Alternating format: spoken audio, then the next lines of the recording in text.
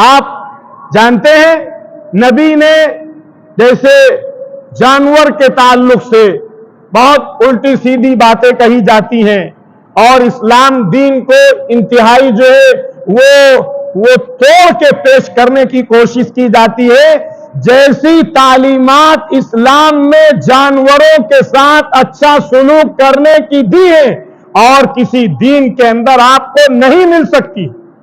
ہمارے آقا صلی اللہ علیہ وسلم کی خدمت میں ایک مرتبہ ایک اونٹ آیا۔ آپ جانتے ہیں ہمارے آقا تمام لوگوں کے لیے رحمت تھے۔ ایک اونٹ آیا اور اس اونٹ نے آپ کی خدمت میں شکایت کی کہ میرا مالک ہے، میرے اوپر سامان زیادہ لاتا ہے اور مجھ سے کام زیادہ لیتا ہے اور مجھے کھانا کم دیتا ہے۔ آپ صلی اللہ علیہ وسلم نے اس کے کوہان کو سہرایا، آپ نے اس کے چہرے پہ ہاتھ پھیرا اور فرمایا کہ اس اونٹ کا مالک کہاں ہے؟ وہ مالک آیا، آپ نے بتایا کہ تمہارا اونٹ یہ شکایت کرتا ہے کہ تم اس پر لوڈ زیادہ دیتے ہو، کام زیادہ لیتے ہو، کھانا کم دیتے ہو۔ اور اس کے بعد پھر آپ نے ایک موقع سے یہ بات ارشاد فرمائی، اتقوا اللہ فی ہذہ البہائم المعجمہ، کہ اے لوگو تم ان بے زبان جانوروں کے تعلق سے اللہ رب العزت سے ڈرو۔ اگر تم نے ان کے ساتھ مس بہیو کیا، اگر تم نے ان کے ساتھ غلط سلوک کیا، اگر تم نے ان کو پریشان کیا تو یاد رکھو کل کو خدا کی بارگاہ میں اللہ رب العزت کے یہاں تم نپ سکتے ہو۔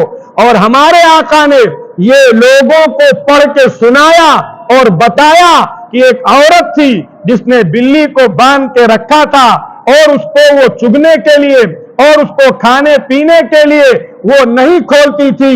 اس بلی کے باندھنے کی وجہ سے خدا نے اس عورت کو دوزخ کی آگ میں جھلسایا اور اس کا مستحق قرار دیا۔ اور ایک کتے کو ایک عورت پانی پلا دیتی ہے، اس پانی پلا دینے کے نتیجے میں اللہ رب العزت کی طرف سے اس کی بخشش کر دی جاتی ہے۔ میرے عزیز و بزرگوں دوستو، کیا کسی اور دین کے اندر اور آگے آپ آئیے، ہمارے نبی نے فرمایا اگر کوئی جانور، کوئی پشو، کوئی پکشی اگر تمہارے کھیت میں، تمہارے گھر سے، تمہارے کوٹھے اور آنگن سے اگر کوئی دانہ چگ لے، اگر کوئی کھانا کھا لے، یا اگر تمہارے کھیت سے وہ جانور کچھ چر لیتا ہے تو تمہیں گھبرانے کی بات نہیں، بلکہ خدا تمہارے لیے اس کو صدقے میں لکھ دیتا۔ جانور کا کھا لینا، جانور کا دانہ چگ لینا یا جانور کا دانہ چر لینا یہ ہمارے لیے صدقے میں لکھا جاتا ہے۔ جانور کو پانی پلا دینے سے خدا جنت کا مستحق قرار دیتا ہے۔ یہ کون سنا رہا ہے؟ یہ ہمارے آقا تاجدار بطحا محمد الرسول اللہ صلی اللہ علیہ وسلم کی تعلیمات۔ آج جو جانوروں کو چھوڑ دیا گیا، جانور ایسے آپ بارہ بنکی سے فیض آباد تک جرنی کیجئے، آپ کو راستوں میں 5 جگہ 10 جگہ آپ کو پورے جانور سڑے ہوئے اور کیڑے پڑے ہوئے اور پورے اس جگہ کے سراؤنڈنگ کے ایٹماسفیئر کو انتہائی بدبودار بنائے ہوئے آپ کو جگہ جگہ ملیں گے۔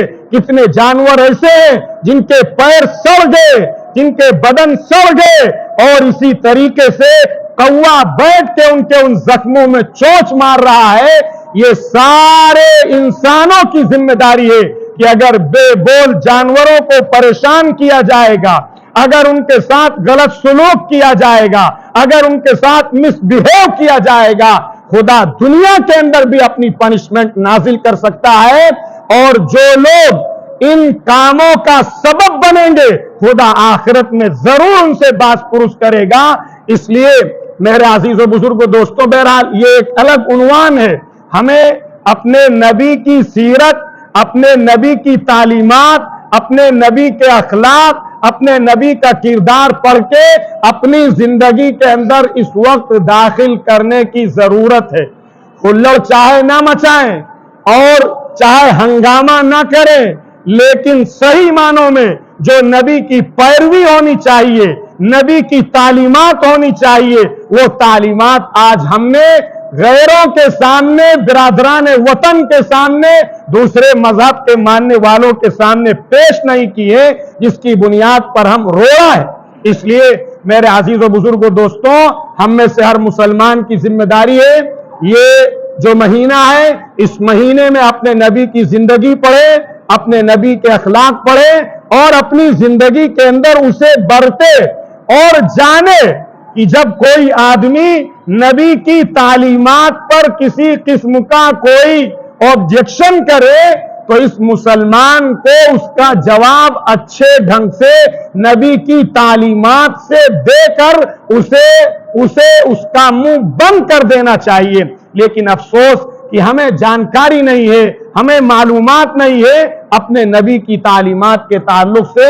انشاءاللہ آئندہ ہفتوں میں نبی کی زندگی کیا تھی، نبی کا اخلاق کیا تھا اور آپ نے کیسے اس گندے ماحول کو چینج کیا ہے اور ہمیں اس گندے ماحول کو چینج کرنے کے لیے کیا کیا کرنا ہے، اس پر گفتگو کی جائے گی۔ اللہ تعالی ہم سب کو اپنے آقا صلی اللہ علیہ وسلم کی سچی محبت عطا فرمائے اور آپ کی صحیح پیروی اور آپ کی اتباع کرنے کی توفیق عطا فرمائے۔ وآخر دعوانا الحمدللہ۔